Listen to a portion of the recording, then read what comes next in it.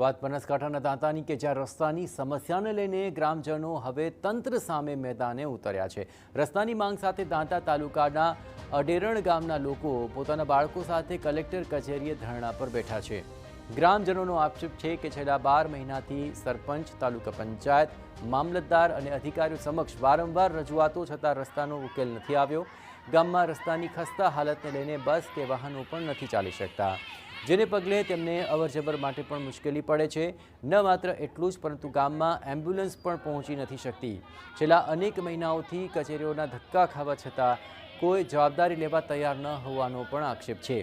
તાલુકા પંચાયત દ્વારા જાતે રસ્તો કરી લેવા અને 3 મહિના બાદ આવવા કહેવાતા ગ્રામજનો તંત્ર સામે રોષે ભરાયા છે। मामलतदार साहब ने रजूआत करी, ये साहब कोई टीडीओ साहब ने बोलो, टीडीओ साहब बोले मामलतदार साहब ने बोलो। आ रीतना अमने 4 महीनाथी लोको फेरवे ज जोय छे। टीडीओ साहब जे एवुं कीधुं के तमे जाते रस्तो करी दो, अमारामां आवतुं नथी एवुं पण साहेबे कीधुं। એટલે અમે લોકો છેલ્લા 4 મહિનાથી પીડાઈ રહ્યા છીએ। રસ્તાની સમસ્યા હવે એટલી ગંભીર બની છે કે ગ્રામજનોએ બાળકોના અભ્યાસ પર બ્રેક મારીને ધરણા સ્થળે પહોંચવાનો નિર્ણય લીધો છે। ત્યારે હવે માત્ર વાયદા નહીં પરંતુ વહેલી તકે રસ્તાનું કામ શરૂ થાય તેવી ગ્રામજનો માંગ કરી રહ્યા છે અને જ્યાં સુધી રસ્તાની સમસ્યાનો ઉકેલ નહીં આવે ત્યાં સુધી ધરણા ચાલુ રાખવાની ચીમકી પણ ઉચ્ચારાય છે। કોઈને એમ્બ્યુલન્સ બોલાવીએ, કોઈ ડિલિવરી સમય કોઈને બોલાવવું હોય એમ્બ્યુલન્સ તો કોઈ આવે એવું નથી।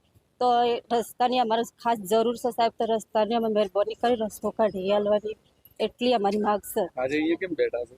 અમે સાહેબ અમારા રસ્તાનો ઉકેલ નહીં આવે ને એટલી ઘડી અમે એવા ભૂખ હડતાલ પર છીએ। નાના નાના બાળકો પણ અમારી સાથે છે।